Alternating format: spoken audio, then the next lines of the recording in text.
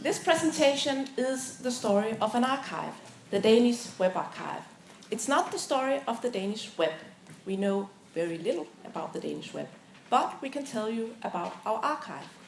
We would like to think that our archive in some ways is a reflection of the Danish web, but we know that in many ways it's not. So why would one want to tell the story of an archive? Well, first of all, many archives are proud of their archive, and so are we. Second of all, if you want to learn about our digital history on the web, the archive is your only option. So this website is about to close, and then 3 weeks later, it is closed.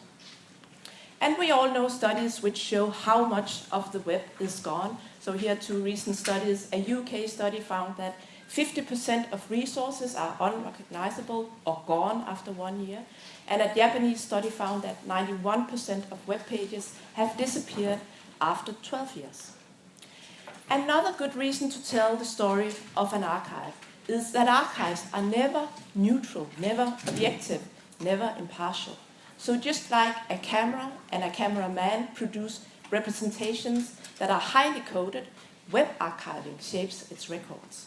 And archives change over time. Therefore, we need to examine the archive in the light of the change it undergoes.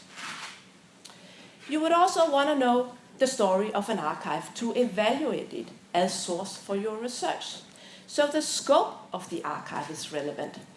What are the years covered in the archive? What are the collection strategies? For instance, if you want to study newspapers behind paywalls, you would want to know whether or not newspapers behind paywalls are included in the archive. The quality is also relevant. How well has the material been collected? For instance, if you want to study banner ads, you would want to know that technical challenges has hindered a complete collection. Quality is related to authenticity, so to what degree are the records what they claim to be? And authority, who collected the material? What are the experience and credentials of the institution or people who created the source? And to what degree can you rely on the source? So basically, you would want to know the story of an archive because you would want to know how trustworthy the archive is. That is, what kind of conclusions you can draw based on the archive. And you would want to know how useful the archive is. That is, how does the archive support your research question? But how do you tell the story of an archive? Is it all the events and projects that went by? Or is it the hardware and the software that changed? So this is 6, this is 9, this is 15. Or is it the IT architecture? So this is 2001, and this is 2015. Or is it the people and the decision-making processes and the organizational changes that changed over time? So this is 6, and this is 14. We propose to tell you several stories in 3 different perspectives. So first, we'll tell you legal stories. Then we'll tell you stories about technical settings. And finally, we'll tell you stories about curational practices. And all 3 perspectives affect how the archive has developed over time. But before we get to that, just a few words on why it's difficult to tell the story or the stories of an archive. Well, it's difficult because the collection is not just one collection. So all these are special collections outside our main collection. So we have about 20. So that's not just one story. Every collection has its own story of provenance. And those stories may be well documented or very little documented. Not because the archive is old, but because it's very young. Because it's young, there's no well-established or well-defined way of describing web collections at the collection level. It's also difficult because we got a moving target. It never continues to grow. Every second it grows, and it evolves very fast. So when you try to look at it in a particular moment in time, it has already moved somewhere else. But not only the target is moving, the perspective is moving too. You need tools to look at the archive, and those tools evolve over time. So today you might learn something about your archive in 2005, which you couldn't have learned in 2008. And in 5 years, you'll be able to see something that you cannot see today. Another challenge is that nobody knows what the data is supposed to look like. So when we first started to look at the archive, we counted terabytes. So these are terabytes over time. And the year 2010 came out this way. It looked strange, and we asked around, and a staff member said, well, 2010, it was a bad year. And we were satisfied with that, all the more that our data from that year looked differently. But then, last Monday, another staff member said, it doesn't look right, there's something wrong there. So we went through the documentation and the data extraction routines again and again, and we discovered an error. And the new graph looks like this. So the problem is, you don't know what it's supposed to look like. Finally, a big challenge is the data size in itself. So making a simple graph like the one we just saw takes several weeks. So much time is spent on the data extraction alone, but also a simple query for bytes in 2010, it takes an hour. So this makes it very difficult. But what did we do then to tell the stories? Thank you, Ditte.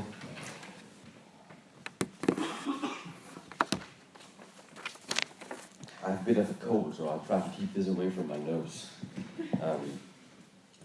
Now I'll outline our methods for collecting the facts from these stories and then start telling you some of them. To create these stories for you, we did a lot of exploring, a lot of sources. We did old-fashioned qualitative research, like interviewing our colleagues and staff members. We searched for and read documentations and project descriptions we found on Windows shares, on wikis, both the new and production wikis, but also obsolete wikis. We looked at Unix servers, even in code repositories. But we also did some qualitative research. We did some data mining.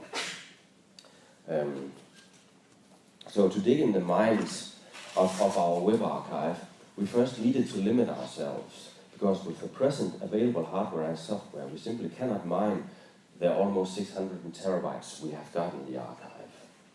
So we decided to use the first broad harvest of each year to limit ourselves. We further reduced this data by looking at just the metadata for those harvests, because when a document is harvested on the net, a single line is stored from this one document.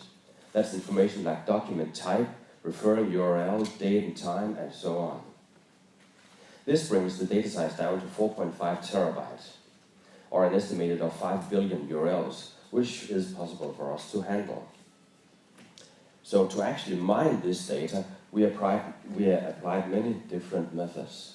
We used simple Unix commands, we created Java programs for the more CPU-intensive tasks, we used statistical analysis programs like R. We explored the data as uncharted territory, and as we went along, we had a lot of discussions as to what it exactly was that we saw, as you heard from the story about the bad year of 2010. Doing this digging in the data, we also discovered more questions than we actually found answers. Actually, enough questions to fill up many more man-months in the time to come, a bit like Alice going through the rabbit hole. So, now it's time to actually start telling you some of these stories. I'll begin by telling you two stories from the legal perspective. The legal story is, of course, very related to the Danish Net Archive's 10-year birthday that we celebrated yesterday. So what did happen those 10 years ago? In 2005, we got a new legal deposit law which allowed us to collect web pages within the Danish top-level domain and websites outside of that domain if they were minded for the Danish people. To do this, a strategy was defined within the law, and this is still in use today. We have 3 to 4 annual snapshots. We do selective harvesting, and we do event harvesting. For example, we have a general election next week in Denmark, and this has spawned one of those event harvests. But the law from 2005 was not the first deposit law regarding web materials. The earlier deposit law from 1998 required us to collect so-called published work on the web, that is, documents that are distributed to the public in a final dependent unit.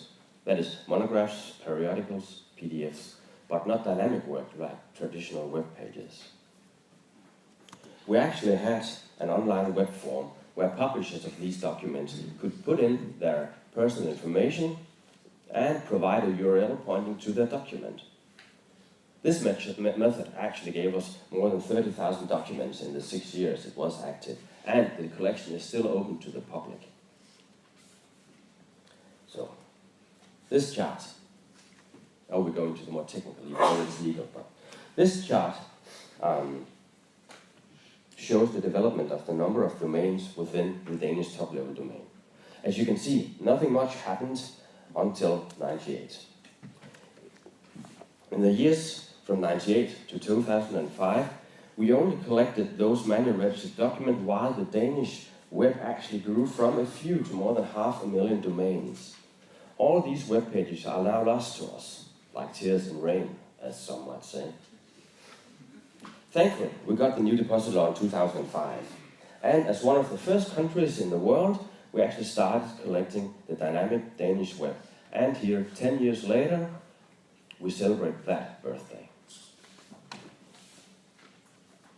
That was collecting the web, but what about access, seen from the legal perspective? The Net Archive, like many other archives, is behind bars, both physically and virtually, due to the Act on Processing of Personal Data. Still, researchers can get access to the archive for doing well-specified research. Back to the chart. In the deposit law from 2005, we had a revision clause about the possibility to widen access to others than researchers while still obeying the Act on Personal Data Protection. But this clause was postponed in 2008. Yeah. And then later in 2011, it was dropped completely. We realized then that it was not possible for us to do automated methods to actually screen and block data protected by the Privacy Act. And this fact still applies.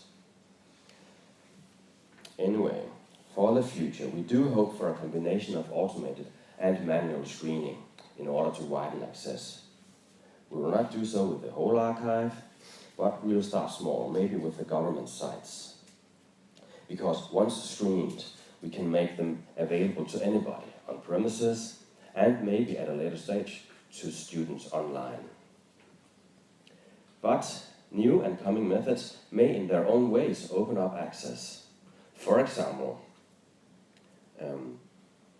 controlled data mining is, at least in principle, possible for anybody as long as they only get access to the results, because such results stand a better chance at being screened, for example, by curators. That was the archive, seen from the legal perspective. And I will now tell you some stories from the technical perspective. To tell you this first technical story, I need to explain some details first. Some of you might have heard about it yesterday because I heard the word HTTP response codes mentioned. But I'll try to explain it to some of you who didn't get it yesterday. When a web browser, or is more relevant for us, a web crawler requests a web page, it receives a code for how that request went. This code is actually called the HTTP response code. If the code is 200, everything went fine and the web page was received and can now be presented to the user, or in our case stored in the archive. The opposite of code 200 is 404. This indicates that the requested URL does not exist anywhere on the web. Another code is 301, which means that the requested web page has been removed permanently to another URL and that this bookmark or source link should be updated for further usage. A variant of the 301 is the 302 code. That means the requested resource can be found at another URL, which is included in the 302 response. And anyway, this original URL should be used for further reference. So here's the chart. What do we observe? Well, the chart displays the HTTP response code as they have been recorded by our crawlers in the last decade. Primarily 200s. Thank you very much, Internet. Still, we do see a slight increase in the number of error codes, so let's look at those in more detail. This is the same data as before, just only looking at the error codes. We see three major values: the 301s, which are the gray, the 302s, which are the yellow, and the 404 codes that are red. Is that as expected? Can we come up with a plausible explanation for what we see? Well, to do so, I need to put in one more technical detail about how the web works. A web page has its own URL, but a normal web page also contains a number of outgoing links to pages, images, audio, and so on. In the childhood of the web, or actually at the birth of the web, these outgoing links were written in the HTML code of the page, creating what is now known as a static page. Nowadays, though, web pages are created dynamically at the time of request. Yes, at the time of request. So, when a web browser requests a page at a URL, it can receive the code 302 and use that to jump to the actual dynamically created web page. On top of that, links on these dynamic web pages even are themselves calculated on the fly by the web browser using, for example, JavaScript. The web browser is good at these calculations, but our web crawlers are not. So, with that knowledge, can we now come up with an explanation for what we see here? Well, we have a suggestion. An increase in the yellow 302 code could be interpreted as a rise in the dynamic web. But we see a decrease. Does that mean the dynamic web is going away? Well, we also see an increase in the red 404s, which are URLs to pages that do not exist. So these two numbers combined could be interpreted as the web is becoming more and more dynamic, but we are becoming worse and worse at harvesting it by calculating the wrong URLs for the subsequent requests. Now, how would that implicate the usage of our archive? Well, for example, the number of documents and the data harvested are obviously not representative for the actual web. And this should be kept in mind when actually using the archive.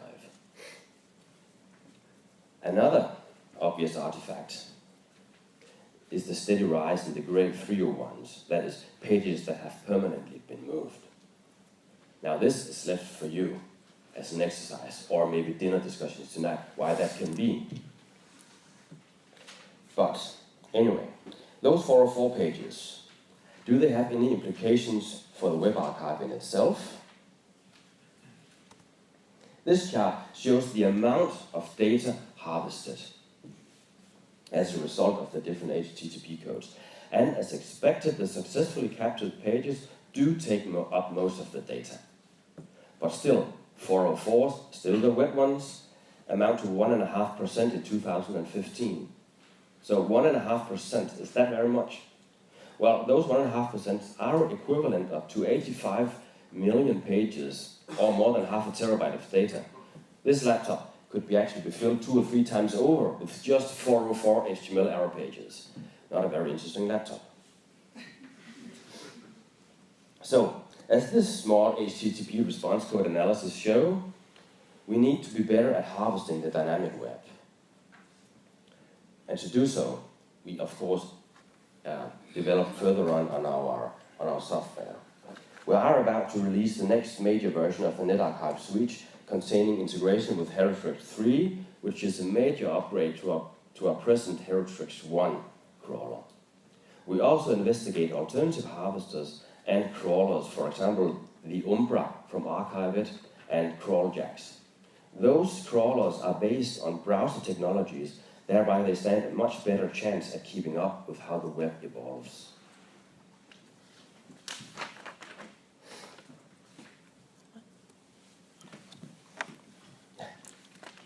Thank you. Okay, the next technical story. This story is again about access to the archive, but this time we're going to look at it from a technical perspective. When the archive opened in 1999, you could only access it through a single computer located at our library. This machine was named the Monk machine, as in you need to come to the cloister to access the data. Unfortunately, we have no photographs of this machine, so I give you this. From this single computer, you could actually discover and print out the documents that you found in the archive. In the following years, leading up to the signing of the new legal deposit law, we developed a completely new suite for harvesting the internet. This NetArchive suite system went live in 2005, just in time for the signing of the new law. The suite also had an access module, which you see there, the viewer proxy. This was very tied into the technical concepts of the harvesting and the archive, and was meant as a tool for the curators. Then in 2012, we created a plugin for NetArchive suites, enabling integration with Wayback. This made it possible for researchers to browse the timeline of websites in the archive without the technical knowledge needed earlier. That was 3 years ago. Yesterday, we launched the NetArchive search as a birthday present to the Danish NetArchive. This search engine is built upon a large Solr index, enabling users to perform almost always sub-second full-text queries in the complete NetArchive. But it's more than just text search. The index also covers many other data properties. For example, you can ask for PDF documents written in Arabic and harvested in 2014. You can ask for HTML pages from the national TV broadcast company that links to its competitor's website. And so on. All these properties can be aggregated into complex search terms, thereby creating a crossover between qualitative and quantitative research. And you do this all in an explorative, real-time manner. The search engine has taken a lot of development resources, both at our library, but also at the British Library, which we are very grateful for, as they created the core components we built upon. We are pushing the limits of what can be done using these techniques. So this is a huge achievement for the NetArchive. But it doesn't end there. Last month, our director and the chairman of the Danish E-Infrastructure Cooperation signed an agreement on building a new high-performance computing cluster. This cluster is primarily for the liberal arts, as it's based on tight integration to our cultural heritage archive, including the NetArchive. Our cluster will enable researchers to ask all kinds of questions using modern data science techniques. It will be rather easy to use all of the existing open source tools, for example, to do link analysis or natural language processing, image analysis, audio analysis, and so on. But we hope it doesn't end there. We see very much value in creating a tight integration between these three systems. You need to browse, you need to search, but you definitely also might want to go beyond that. This would allow researchers to browse the way back doing qualitative research, get an idea of a corpus and refine the research subject. Then search and aggregate data in real time using NetArchive search, maybe even define a corpus based on a specific search. Then continue with highly quantitative analysis on this corpus on the high-performance cluster using big data methods. So this is where we need to be. So everything needs a name, and so does our new cluster. If we translate its name to English, it's the Cultural Heritage Cloister, as the Danish word for cloister is cluster. So we have a pun on words, leading back to the name of the very first access to the net archive, the monkey machine. And by this, conclude the technical stories. Back to Ditte.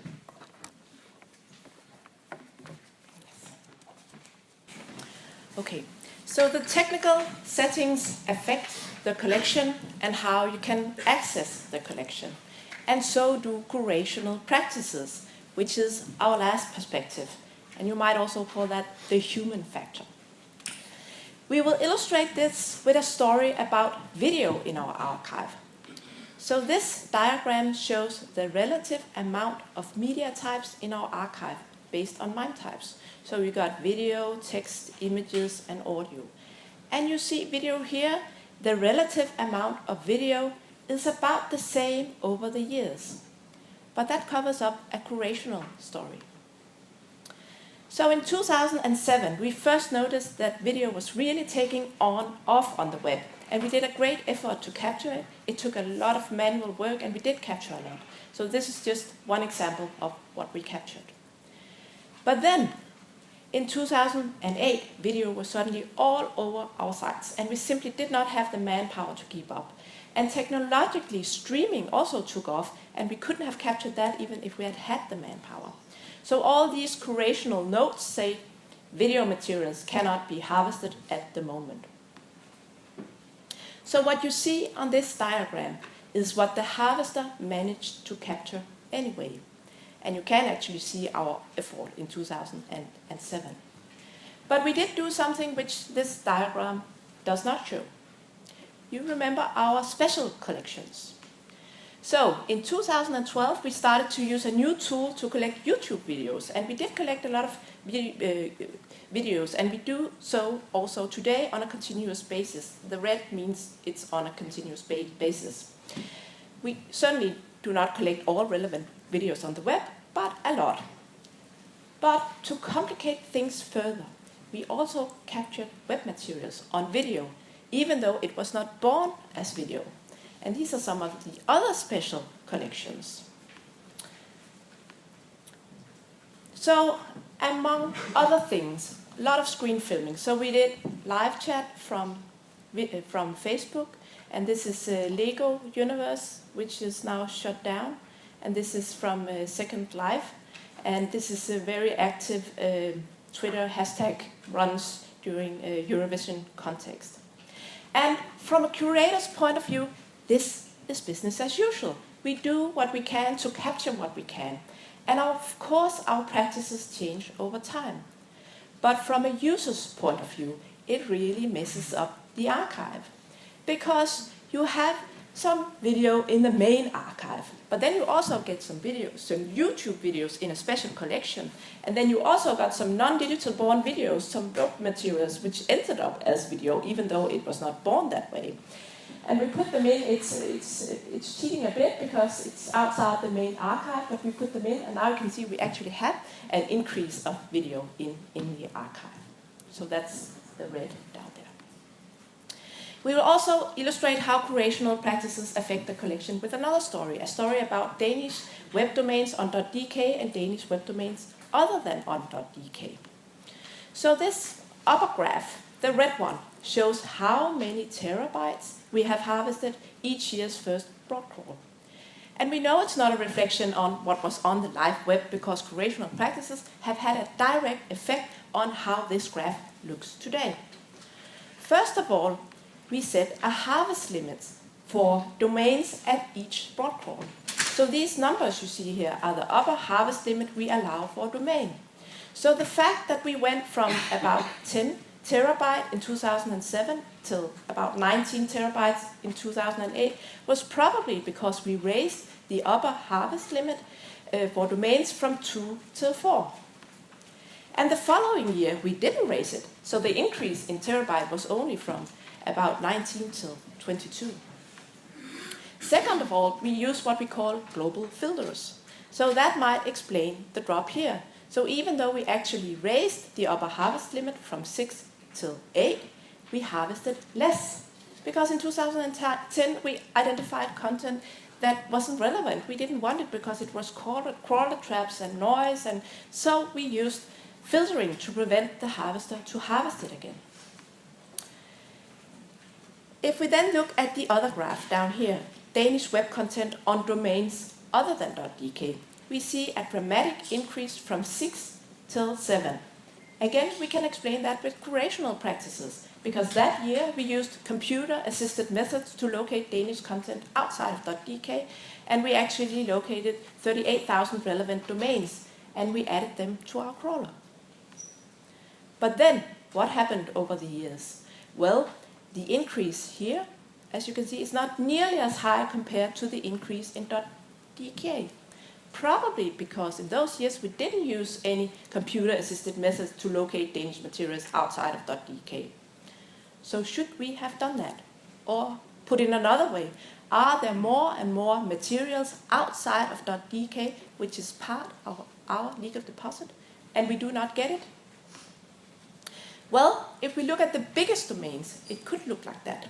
So in 2006 we had 7 .dk domains on our top 10 biggest domains, while in 2015 we only have 2.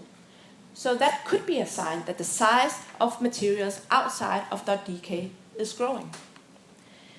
Another even more alarming sign is this result that a colleague of us did this year. So she used computer-assisted methods to locate Danish materials outside of .dk, and she found that in 2012 there were at least 91 Danish domains outside of .dk. And over the years, you can see we only added 6,000 manually. So there are certainly Danish materials outside of .dk that we do not get. So how do we see the future from a curational perspective? We will need to use different tools to capture more and more advanced content, like the YouTube tool. So one type of crawler cannot do it alone. Automated methods. The web is so big we cannot deal with it manually only. So automated methods, for instance, to locate Danish materials outside of .dk or to do quality control are necessary. And data mining for analysis of data. Data mining is the only way we can learn about our collection, and that will help us make the collection better. So to sum it all up, we looked at our archive in 3 different perspectives, and we have shown how each perspective has an effect on how the archive looks today, how it has developed, and how it will develop. So legislation is a continuous process which shapes what we collect and how we collect it, and it shapes how we can make access. Technical settings develops on the live web as well as within the archive, and we have a hard time keeping up with the development. But when it comes to new ways of accessing the collection, the future looks bright. From a curational perspective, we have seen that practices are not consistent over time, and they shouldn't be, because the world around us evolves. The 3 perspectives are, of course, intertwined in different ways, and of course there are other perspectives that we could have chosen. So what are the implications for researchers? Well, get to know your archive. You would want to know all about legal framework, technological settings, and curational practices, and how all that shapes and have shaped the collection. Then reframe your research question accordingly. For instance, investigating the development of the amount of video over time or the development of dynamic content over time is just not a good idea in our archive because it hasn't been captured very well. So you want to formulate a research question which can be backed up with appropriate data from the archive.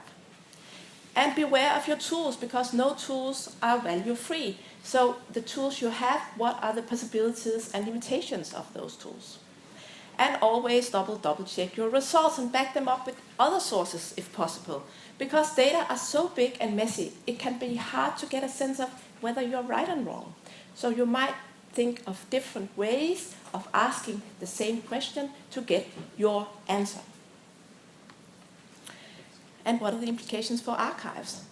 We think archives need to be better at getting our information out there. We have so much information and it's not out there, so at least we need to be better at it. We need to tell you all we know about our collections. We should exemplify what types of research questions can be asked in our archive, and we should demonstrate the pros and cons of different access tools.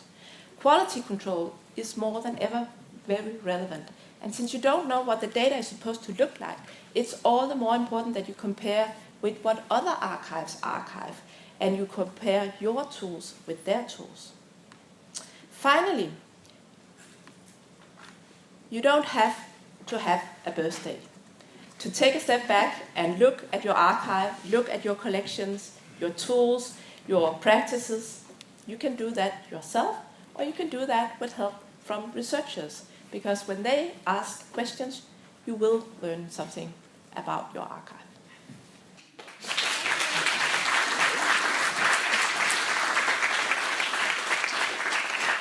Thank you very much for a great presentation. So we have time to take some questions.